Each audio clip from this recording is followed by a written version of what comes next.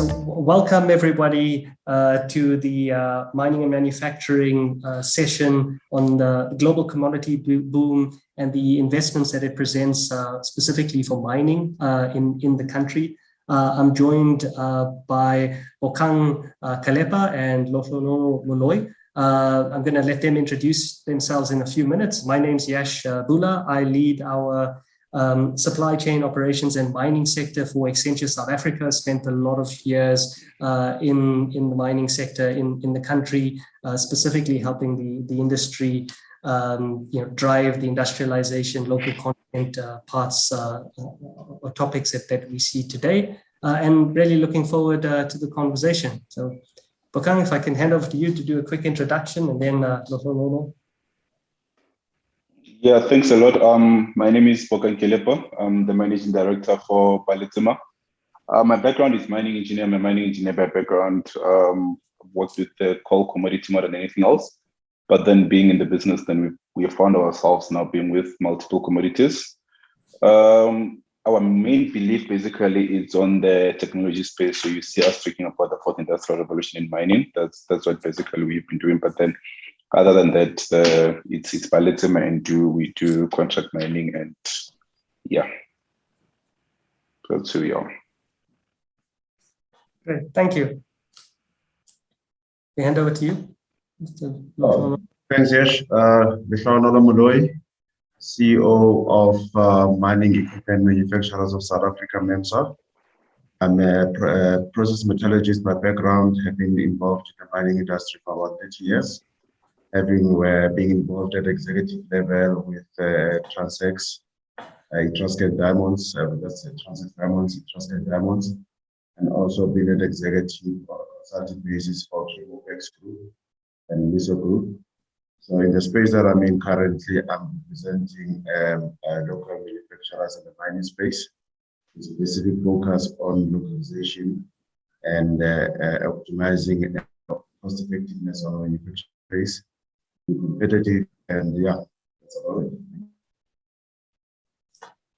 Great.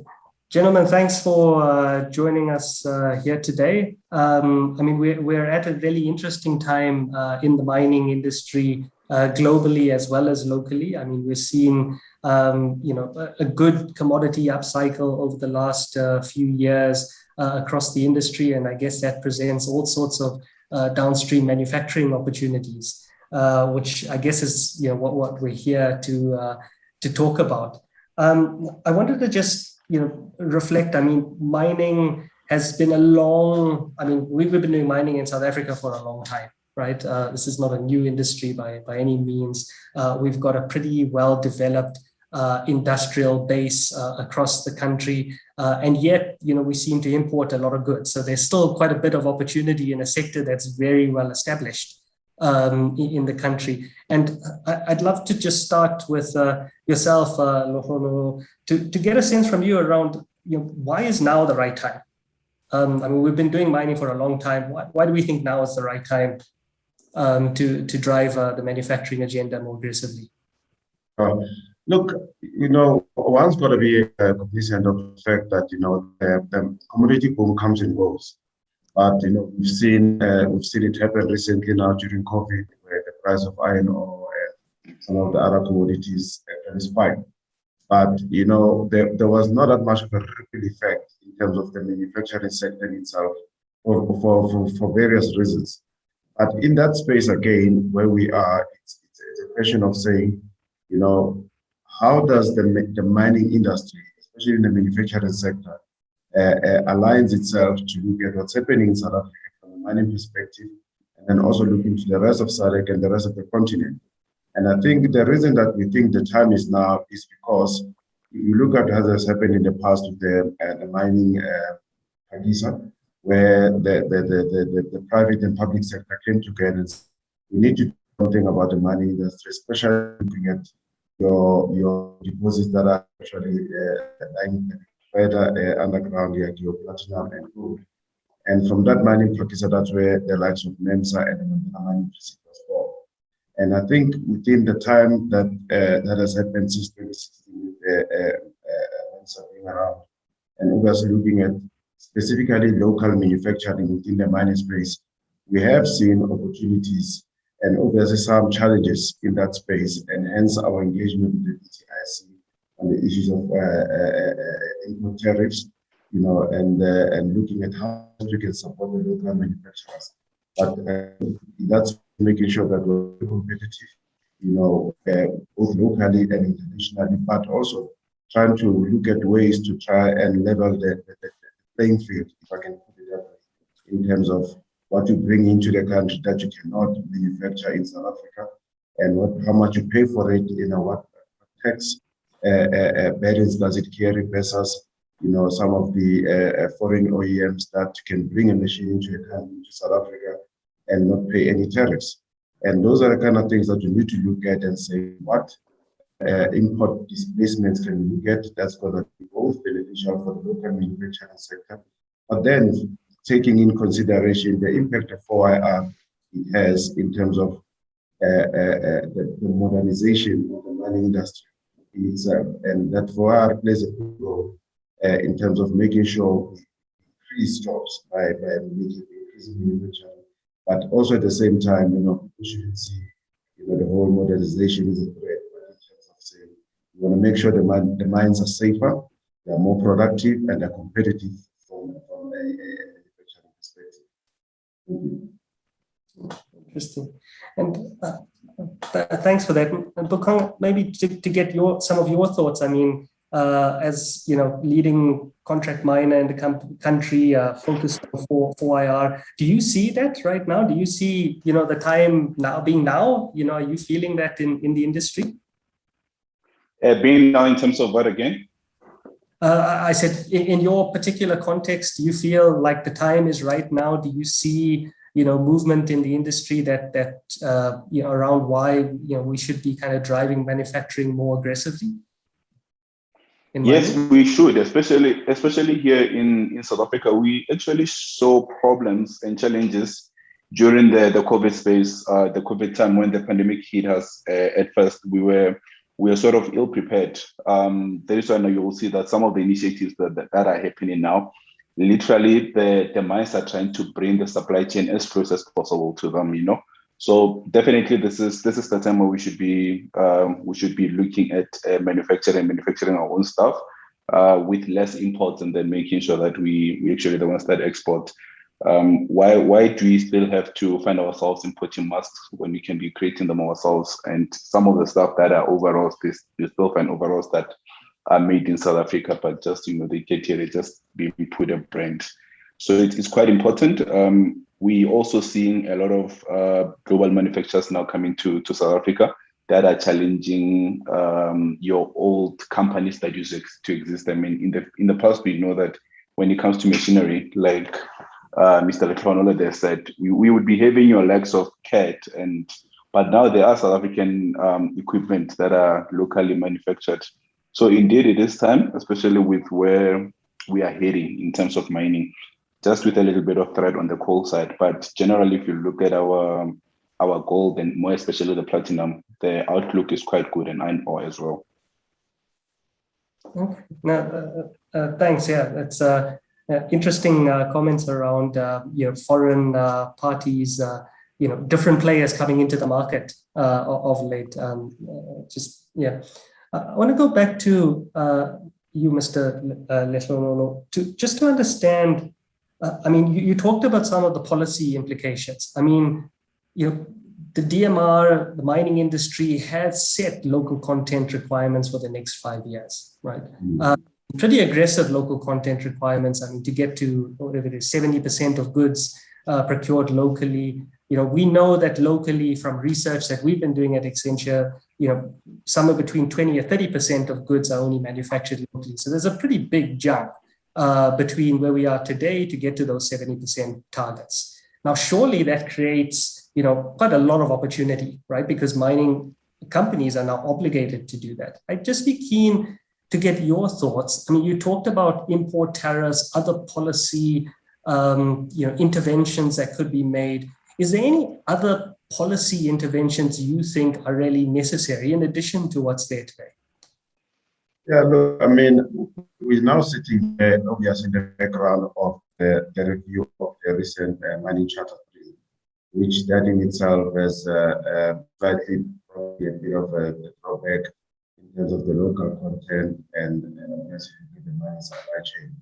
And I think we also need to be practical. And I think what Bokan mentioned earlier on is that, we have to take cognizance of institutions like MENSA that represents the local OEMs in the mining space, the likes of Bell, Fanel, just to mention a few. And I think where opportunities from a manufacturing perspective, look at the whole mining supply chain in terms of the kind of equipment that we buy and how we code those equipment or components and try to standardize the mining supply chain. Because I'll give you a practical example. You go to maybe one of the big mines, the Anglo or Harmony, and they've got multiple shafts. But then you go to one shaft looking for a certain component, they'll call it something else. You go to the same mine, looking at the very same component, it's called something else. And I think in that is where we're also losing an opportunity of saying, what is it that we can manufacture locally? All these things that are bought into the country, but they are called different things. And that itself, the mining industry loses an opportunity. The opportunity of saying, what is it that we're buying in bulk as the mining industry that we can start looking at either import displacement or negotiating a better rate. But because things are not standardized, so we do different things.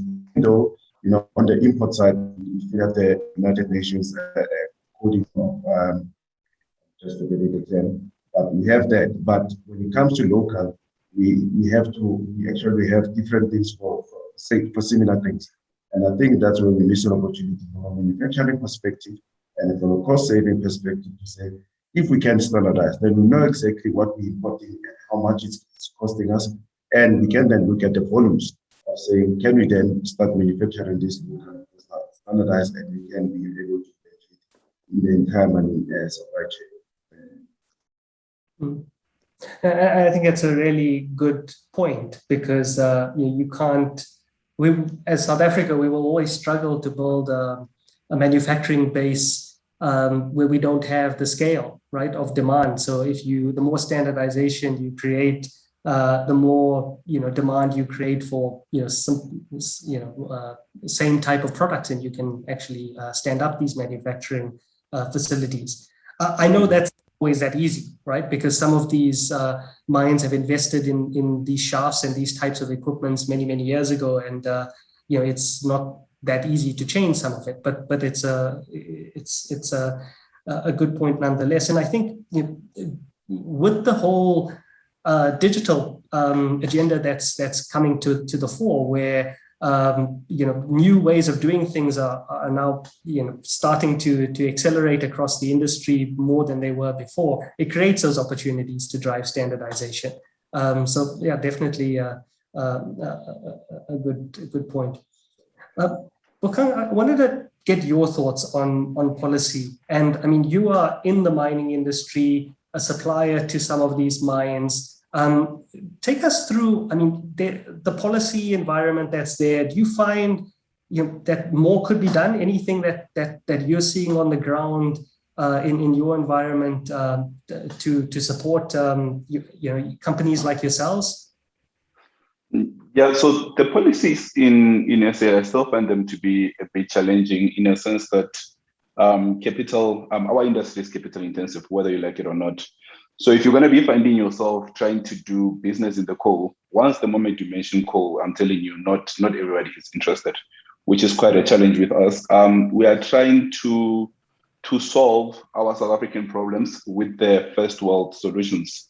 We're not yet in a stance where we can be trying to take what US or what the Paris Agreement is basically trying to push to us, where they want to have a net zero carbon by whatever time.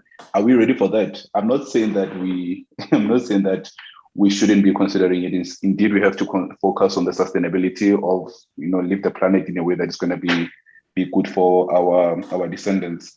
But then now, is that right for us those timelines ready for us? So that's what I've been finding to be a bit of a struggle. Funding, especially on the coal side, is quite a problem. We've just recently made our way to the platinum, and look, we actually people or the financial houses were quite eager to fund us more than the coal space. And if you look at the other things that we should be considering as solutions, South Africa or Africa has basically tried to look at the free trade. That thing can be quite beneficial to us as the continent now trying to talk out of South Africa. Let's say Zambia, they're doing very well in the production of copper and also of gold. And here in South Africa, we've really grown in terms of the beneficiation. We've got the capacity to be able to beneficiate those their minerals. And then from there, we can be selling them to the export or to the other continents, but sharing the benefits. That's one of the other opportunities that we could be looking at and also considering. So I think somewhere we need to be getting to that point to say, okay, let's come together and try to come up with solutions that are going to be working for us and not finding ourselves being at the receiving end of what the world is saying, net zero carbon, and we need to be able to come up with our own solution. It's funny, you still find even our ministers or people within the government talking against each other. That's it's funny, yeah. No, it's a fair point, and you're right in the sense that we have a very well established coal industry in the country. I mean, obviously, most of our power in the country is being derived from coal, so coal is going to be around for a long time. It's we're not going to make as quick transitions as many of these other global firms. And I guess sharing some of your comments around the funding challenges to support coal is really interesting. We often don't think about those types of things. I really love to get your thoughts now on, the labor market. Everybody in the country knows the situation around unemployment in South Africa. It's bad, right? There's no better way of saying it. And job creation is a really important topic for us all. And people look at the mining industry as an industry that is doing especially well over the last recent times, and there's a requirement or there's an expectation that job creation comes along with that. But Bokang's also mentioned things around the fourth industrial revolution, right, which talks about automation. It talks about digital ways of working, which at times reduces the amount of people that we need on sites. And or changes the skill sets that we need on sites. How do we reconcile those two, gentlemen? Like, how do we think about creating jobs together with driving this whole digital agenda to kind of take advantage of the mining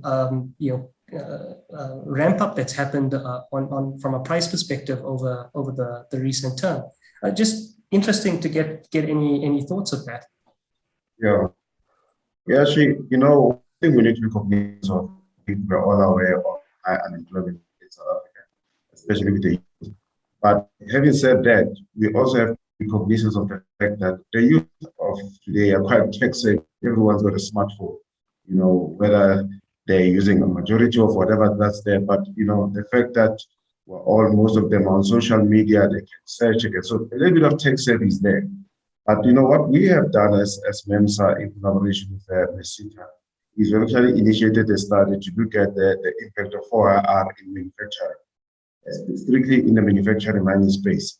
But also what we've also learned in the past couple of months is that the Mining Qualifications Authority has also actually accredited some of the TVETs to start introducing 4IR to artisans, which gives you that nice balance between the two. Because the outcome of our report, and I know we're not just the only ones that are looking at it.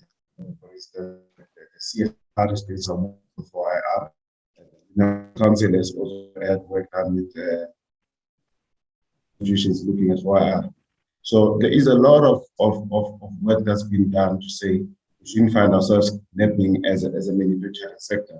So, all these reports we then get to prepare us to be where we are. And I think then, the TVETs of South Africa also need to be aligned in terms of preparing themselves for the new requirements of what 4IR brings, data collection, servers, all the requirements that will come, because 4IR is all about data and technology. And if we don't train our people to say, you're not just going to be a normal artisan, but you have to be a tech-savvy artisan in terms of what you do. So, sitting in front of a laptop shouldn't be something that should scare you instead of just wanting to work with tools. And I think that practicality of making sure that as the people come from matric, that whole process of being tech-savvy, as you can see now in the Department of Basic Education, they're introducing a lot of computers into schools, so that it shouldn't be a new phenomenon when you get to that all of a sudden I have to use a laptop. Because what happened in our case when I first saw a desktop when I was at university, and all the years of studying I never was exposed. But that has changed, and we can see that we are getting ourselves ready, but I don't think we're moving fast enough. Because, I think if we look where we are as a country in terms of our high levels of unemployment and the opportunities that are there in terms of the manufacturing space and the amount of minerals that we have that we can exploit, we need to having a lot of synergies between the manufacturing sector, the mining sector, and all the other industries that are into manufacturing. We have collectively, it shouldn't be just a MESITA, MQA, and all the relevant SITAs coming together and say, how do we bring our resources so that we are relevant in the 4IR space, so that we don't find ourselves having things being imposed on us like it's happening most of the time, that something comes from America or Europe to say, now this you have to implement because that's what the whole world is doing. And we are very aware that in South Africa, we have been very innovative in the mining space, especially in the hard rock space, that some of the best mining guys out there in the world come from South Africa. And we are getting to a space where, in one of the committees that I'm sitting at, it's a South African Mineral Extraction, Research and Development and Innovation Committee. We're looking at how to interact with the manufacturers, looking at how best they're doing a lot of innovation and research in their companies to bring that centrally to say how best that we take these ideas from an innovation perspective, make sure we start manufacturing, creating new companies, and aligning all these manufacturers with technology. Maybe just on the closing point and on the question, but again, we as MEMSA have been involved with the likes of University of Witwatersrand, where they have what we call a digital mine, where they simulate a lot of the mining underground. And then we also took some of our members to University of Pretoria, where they have a 3D and a virtual reality situation where they simulate also underground situations using a 3D and a virtual reality and also checklist. So we are there, but obviously it's not a matter of bringing the current and what the future brings and just out there. And these studies that we with the CETA have challenges. No, thanks for sharing that. And I love the word tech savvy artisan. I'm gonna use it in another conversation. And I mean, you mentioned also another point which I think Bokang brought up earlier. I mean, he was talking about regional collaboration between different countries across Africa. You're talking about kind of collaboration across mining and manufacture, so different sectors within the country. But I think you're both saying more collaboration needed to make sure that we are driving the same agendas across the different areas. Bokang, maybe just to pose the same question to you around labor and the transition to digital across the mining industry, and the kind of skills change that comes with that. I mean, you heard the comment now about tech-savvy artisans. Are you seeing tech-savvy artisans, or do you feel like we're still further away than that? So, what we're basically saying, or what you're mentioning now, we spoke about the unemployment rate that is quite high in South Africa at this moment. But there are also some positives that we've seen coming up that we're also not mentioning. We found South Africa having one of the highest rate of graduates. I'm not sure, at some point a report did say that we actually had the highest number of graduates globally. But then I know that whether it is that, or I just know that we've got the highest number of, we're also counted amongst the highest in the graduates. So with that being said, basically, we are saying that we are smart. We've got a highly literate community or population. I looked at the numbers that doubled. The number of graduates doubled from 2000 to 2016. The last report that I read, that's how much the number of graduates have increased in South Africa.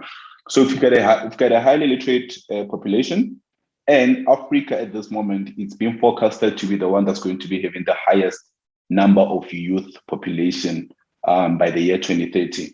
We can be taking advantage of all those kind of things. What we have to do on our side is to ensure that we prepare ourselves and the people that we have, the population that we have currently, to be as tech savvy as much as possible. Letlhano is already right. My 2-year-old holds a cell phone and she knows how to operate it, like even more than me at a certain extent. But then if we look into that, we will get to be not only benefactors, but also the beneficiaries. I hated when I came across one of the mines in the Limpopo, the northern side, and they were introducing technology, and the people who were working on the technology, they were foreigners, and they said, South Africa, we don't have the capacity and also the capability to be able to handle that. So that's where you have a problem where you find yourself buying the technology from outside, and also now you automatically with that, you're not being a beneficiary because you buy it from outside. Now, the worst part is now you not being able to use it. So now somebody coming in South Africa to come and make use of it to you. So that's what I also don't like. But then you go to the countries like your Kenya, your Rwanda, where they're relentless on this fourth industrial technologies, and they know that our economy is going forward. How they're going to be growing is going to be based on the fourth industrial revolution. I mean, we're talking cryptocurrencies. We're talking a whole lot of things that basically talk about the fourth industrial revolution interventions. Where are we in that space? So we need to start investing more in that. I mean, when Rwanda says they want to only have middle class in the future and they want to grow the economy by a double digit on a yearly basis every year. I mean, when was the last time our economy grew by a double digit? I mean, that was like 2008 back then, that was the last time I remember we grew that. Where is that growth coming from? It's based on this whole ICT basis. So we cannot be ignoring all those. So yeah, for me, labor point, we are okay. We are fine. I think we can be able to have the employees of the future. Just we need to invest in them. Okay, that's maybe Yashi, just on that.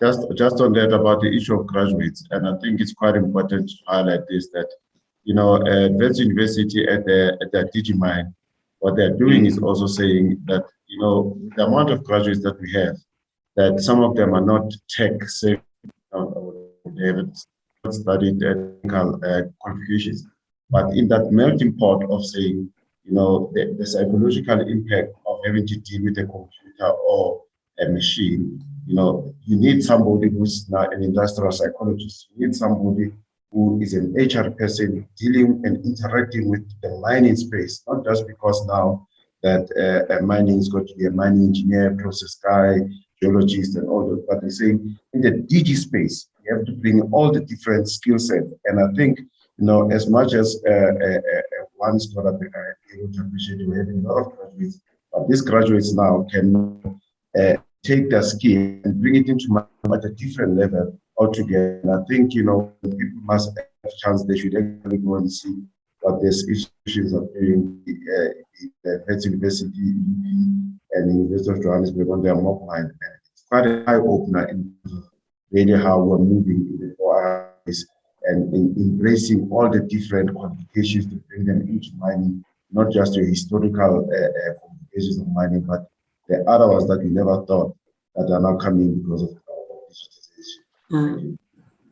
And to an extent, I'd agree with both of yourselves around the skills base that we have locally. We do have a pretty good skills base that's kind of embracing the digital topic fairly rapidly as most other countries, I personally believe. But I also feel, and I'd love to get your perspective on this, is that we have great miners in the country. I mean, you talk about digital in mining, we have good guys that can do that. But do we have industrialists that can manufacture the equipment we need in mining? I don't know. I just haven't seen that in the country. And I guess that's what we're trying to talk about here, right? It's, how do we grow those industrialists or, start transitioning guys that, understand mining to, be on the OEM side. So just be good to get your thoughts on that topic. Yeah, look. Go first. Sorry, Bokan. You want to go ahead? No, go first. It's okay. Okay, thank you. From an industrialization perspective, we have the capacity. We have been doing it for years, and I think if you look at the amount of the local OEMs that we represent as MEMSA, as I said, the likes of Bell, Vermel, ART, bed machines. I mean, the list is endless, and we're talking local OEMs. So we're not just talking about like you have in the automotive space that all the OEMs are actually based foreign. We have local OEMs, and I think that the key issue here is what support are we giving our local OEMs to be able to go from an industrialization perspective and manufacture more. And I'll give you a practical example. If you look at the foreign OEMs, I mean, the amount of support that they get from the governments in terms of either research development compared to what we have in local, it's like chalk and cheese. And then on top of the export incentives that you get in some of those manufacturing countries versus what we have in South Africa, it's something that also needs to be looked at and say, what incentives do you give me as a local manufacturer to export outside of the country? Because that's where jobs get created also. And I think it's all these incentives that we need to be able to then say, how does we use whatever government is having, but maybe improve on it to make sure that the industrialists that are here, we grow more and we're able to manufacture more. And I still say, we've been doing it before, and we can still continue doing it, and we're currently doing it. Thank you.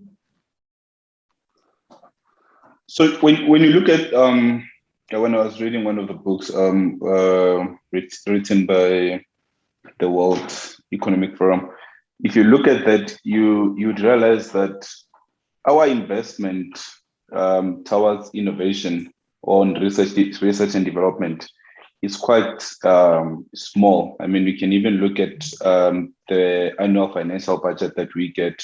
If you look at how much you contribute to research and development compared to other countries that are doing well, I'm talking about the likes of Australia, your USA, your Europe, they invest a lot. I mean, they invest to a certain extent. I saw one that was investing 49% of its GDP towards research and development.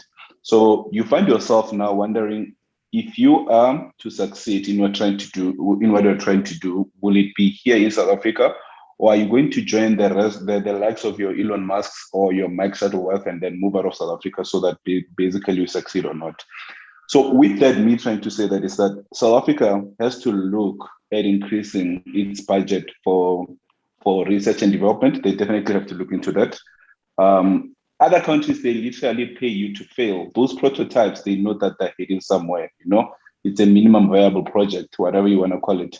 But then in South Africa, sometimes you fail and listen, that's the end of you. You took your capital and maybe it was your life savings, and that's the end of you. You're not going to be rewarded for that. So it's either it's a do or die kind of situation. So we're going to be struggling to grow in that sense. So we literally have to look into that, and I'm sure we can go far if you consider that.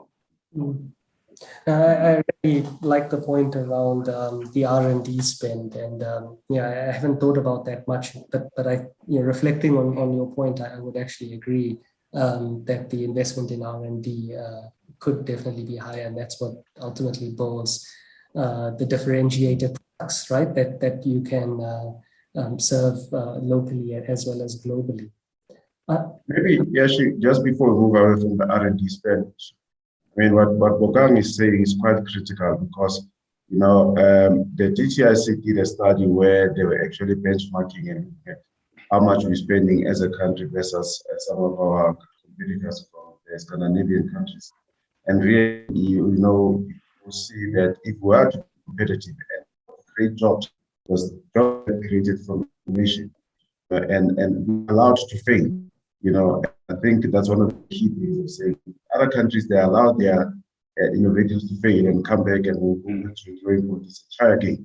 And in South Africa, just sometimes to just get a bit of funding to build a prototype, it's there, but it takes so long that by the time you get the funding, the idea somebody has already pitched it from somewhere else, or it's no longer relevant in the industry. So I think we need to find ways to really streamline our RDI spend and see how best we can get more. And I like the fact that one looks at the mining charter, there was a clause there which is still there that said certain percentage of the mine's revenue needs to be spent into RDI.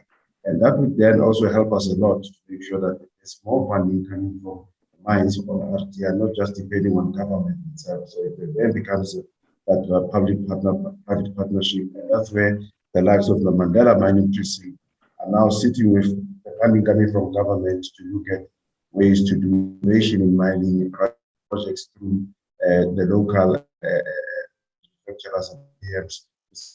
These are the ideas that we have for mining. Please come and share your ideas. But over and above, you don't have to depend on the funding innovation. It needs to come from the industry to make sure we try to at least get to a point where we're competing with the rest of the world. We might not even get there, but I think once we can be able to establish it here in South Africa, in the rest of the continent will be knocking on our door because they've always looked at what we do and then copy. And I think once we can start building it to the original, then the rest of the continent in terms of our RDI spend as a continent, and I think that's where as with all the vast resources that we have as a continent, will actually work to our benefit. Just getting back to what Mr. Colonel is saying, you asked initially as well to say, you said actually you commented that you've got good miners in South Africa, and indeed we do. I remember this at the time when I was still with my previous employer, and I was a project manager, and my project basically was involving cross-pollinating good best practices between Australia and South Africa. Obviously, that's a multinational company, so we had operations in Australia and then also in South Africa and other countries. But I found that it wasn't even more about cross-pollination. Maybe there were 2 points, which are the practical points because we are good miners. But in terms of the actual technology, I found myself taking that Australian technology to South Africa more than there was much of benefit from my end, from South Africa to their end. So that's just a practical example that I'm talking about to say, when I got there, I was actually mind blown to say, why did you implement this all this time? And that project only came up after we had a fatal at the mine, or a couple of fatals. We had killed a couple of people, and that's when that project came, and all those things, they had been in existence. So we need to really invest in that in our research and development. It's quite important. And there's nothing wrong with cross-pollination in the meantime, because a lot of problems that we're currently facing, guess what? There are solutions out there already. It's just a matter of bringing them to South Africa and contextualizing them to our issues. That's all that there is to it. That's a good point. And I guess if there's ever an industry to invest in, companies or individuals trying to create pilots, fail fast, drive innovations, it must be mining, surely. With the growth that we have and the quantity of, GDP that mining supports. So it's a really, really good point. Who should pay for that? Let me ask you that, because we have big private sector mining companies in the country. They've been here for a long time. You could argue that in many ways they should have been investing in this for a long time. Both of you have talked about government incentives or government support to make this happen. But how do we balance? I think we would all agree that government has a role to play. But what's your thoughts on the private sector role to play in doing this? The history of research and development and innovation of South Africa comes a long way. Many years ago, the current Minerals Council of South Africa, when it was still called the Chamber of Mines, they had an institution there called the Chamber of Mines Research Organization, COMRO. And in that, the mining companies would pump money for research and development. Yes, they still did their own here and there, but there was money channeled coming through to COMRO. And at some point, COMRO ceased to exist. I think it had probably to do with the fact that some of the mining companies now were listed in South Africa and wherever, and also the fact that, again, the passion to drive that innovation and again, was that the money was not moving between South Africa and the rest of the continent and the world, limited that funding. And I think that's where we need to go back to that drawing board, and hence the existence of the institutions like the Mandela Mining Precinct to then say, yes, we do have the precinct. It was an initiative between the private and public sector, but hence then the mining charter 3 that said, the mining companies, they still need to do what they were doing in the past. And that will then help us to make sure that somehow we streamline the mining manufacturers and their innovation. Instead of going to a big pool of applying for funds and maybe at the DTIC or the IDC, then those funds would have been charged to institutions like which is specifically focused on mining, to say anybody's got an idea, wants to research or to do any innovation, come here, there's funds available. So we're hoping that in the space that we're in and the review of the charter and the way forward, the guidance from the DMRE, we'll have that as a public legislation that will make sure that we then are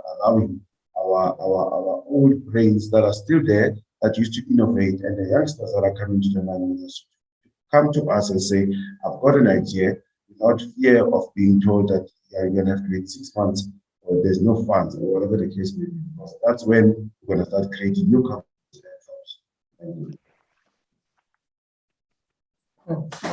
Thanks, and yeah, interesting to hear about the history of kind of investment, and yeah, I guess in many ways you could argue that the investment by a private sector has been diminishing, right, in R&D, I guess for a variety of factors.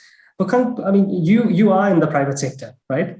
Yes, so I'd be keen to get your thoughts. I mean, what's it going to take for kind of other private sector companies to invest in R&D and manufacturing capabilities, outside of what's kind of this diminishing trend that we've seen? I like how Lefronolo keeps on talking on the mining charter.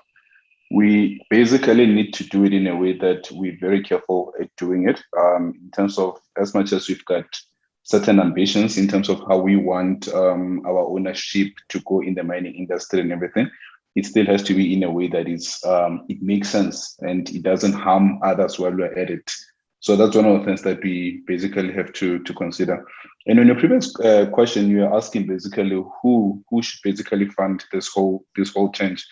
The mines have been funding that. Maybe we have to at some point consider, do we increase that and maybe reduce that's something that people are basically touching a bit on it and they're afraid to talk on it, the taxes that the mines are currently getting, So we've been having coal tax, CSIR, the mining precinct, the Mandela mining precinct, like Lefronolo had also mentioned, your Minerals Council as well. All those they basically run through the mines contributing towards them. But then now we have SMME hubs where we find the locals can go to an SMME hub and then you can help them with the funding and also maybe with some skills that it can need in order to create sustainability. How about you go to a point where we've got also innovation centers? As a mine, you just have a small innovation center. You sort of start now playing your part to ensure that there's innovation. You find companies that talk for IR, but the moment you get to the ground, you realize that it's more of a media thing more than anything else. But when you get to the ground to say, let me see what you guys are actually doing based on what you've been putting on our publications every time or on your LinkedIn pages and everything. We need to be seen there to say, there is our innovation hub. this is what we have, and then this is what happens here. That will be pretty interesting to see that. Okay. I think that's a interesting idea, and I know some organizations are thinking and putting in place these innovation hubs. So I guess scaling that is definitely can only be a good thing. Look, I guess we're in this kind of post-COVID era, economically a bit chaotic across the world, and what we're seeing is this whole, I think Bokang, you talked about it earlier, about localization being more and more important, because you just can't sometimes get products from other countries at the prices that you paid for them previously. I mean, we've seen steel prices almost double, freight prices are doubling, additive costs are quadrupling. I mean, all because of these global supply chain imbalances that we see across the world. So you would think that if there ever was a time to invest locally in establishing these manufacturing bases, now would be the time, because there'd be a business case to do it. Just because it's costing so much to bring some of these products in from other parts of the world. I mean, you've talked about, I think Lolo talked about the kind of government framework that needs to be there to enable it. Import tariffs, support for all of these kind of call it industrialization efforts, and channeling of R&D, and as well as cross industry collaboration to do that. Bokang, you've talked about regional integration. You've talked about R&D focus. I mean, you've also said that we've got a pretty good kind of skills base in the country. I want to leave you guys with one final question. I mean, we've got, I would argue, another 2 to 3 years, right? I personally think that we're going to stay in a state of call it uncertainty for another 2 to 3 years, given the current COVID situation and economic recoveries and other geopolitical issues across the world. So let's say I was right, and the next 2 to 3 years are going to be as uncertain as they have been for the last two odd years. And so there was a window of opportunity that we potentially have as a country and as an industry to tackle this. I wanted you to share your final thoughts on what do you think are, if you had to talk about the top 3 priorities that government, private sector need to focus on to unlock this potential, what would those top 3 priorities be? Yeah, look, from our position as MEMSA, I think one of the key things is to look at how best can we try and level the playing field so that we can be able to take advantage of this current scenario with COVID and what is presented, and looking at how best we can improve localization by looking at ways to implement. And with that, then it takes me back to what I said earlier about that. How do you import if you're not standardizing the procurement systems, mining supply chain? I think we can get the public sector and the mining industry, private and public, to work together, standardize the mining supply chain. I think that will be a big plus in terms of looking at saying, now that COVID has shown us that how vulnerable we are, but we can't even take advantage of it because everything is so scattered and it's got all different descriptions. And I think that's very key, that we look at firstly how quickly we can move to standardizing the mining supply chain itself. And in that, the other thing which I think is quite key is that if you look at most of the manufacturers that are in the mining space, then to say to them, on your social economic development and enterprise development funds, do that money when you pay, do you see any returns? Or is it just money that you pay just to get your BEE points and you're quite happy with it? So one of those conversations that we need to manufacturers, if I got this money and give it to company X, manage it for me, or company X, out of their SME, what impact does it have on manufacturing? Does it develop SMMEs down the value chain that I can see a year or two, some of these are now knocking on my door saying, well, some of your money was spent to make sure that I'm ISO certified. I bought 1 or 2 extra machines. I'm now competitive in terms of not being able to supply you certain components that were never there in South Africa. And I think those conversations, those and the ones need to be had and make sure that you're in the manufacturing space. Make sure that when you spend that money, it has an effect on the SMEs down the of manufacturing in South Africa. Thank you.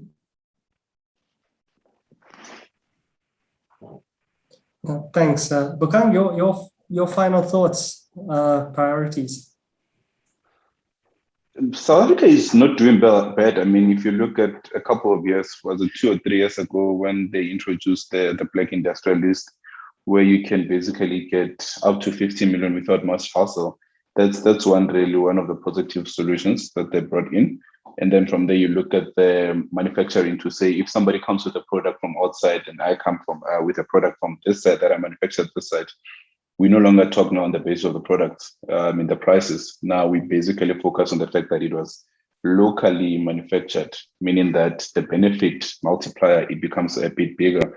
That should be encouraged to a point that when a mine calls me and they ask for, they send an RFQ to any other person, they should also be considering that extensively. Shouldn't just be effects of the pricing. They should be also looking at those kind of aspects that ensure that that will ensure that we still we continue to grow as South Africa. I mean, the moment I start manufacturing my own overalls in South Africa, and you ask me for an RFQ for overalls, and I give you a higher price slightly than the other person who is importing it from China or from wherever, you should know that I've created a lot of jobs by me just doing that, spending money on that.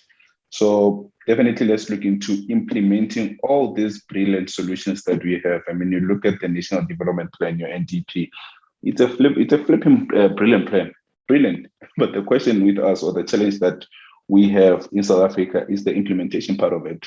I don't know whether we need some monitoring bodies to assist us in the solution, but the issue is always that implementation part. You've got all these brilliant plans in terms of your BEE, youth and women empowerment and all that. Why can't you just implement? And then the other thing is the proper support in the incubators. Sometimes we do things as a tick box. We should also consider that to be scrapped away. We should really be seeing intentional, support, not just a tick box more than anything else. And the Delphine spoke about the companies that are trying to uprise here in South Africa. We find ourselves that in the learning curve, we are quite low. I got a project at some point in one of the mines, and literally my first time, it wasn't the greatest, but then the tolerance thereof was quite low, in a sense that after that, I wasn't given a second chance. But if you consider all these companies that have been in existence, they've had time to learn. You know what I mean? They've had time to do their failures. To have their failures. And there I am, I get my first chance, I fail. And then from there, they say, no, we don't want anything to do with the company because of this and this and that. We should be able to increase that tolerance, the tolerance learning curve, if I can call it that. We need to literally increase that. Those are basically my closing points. So those.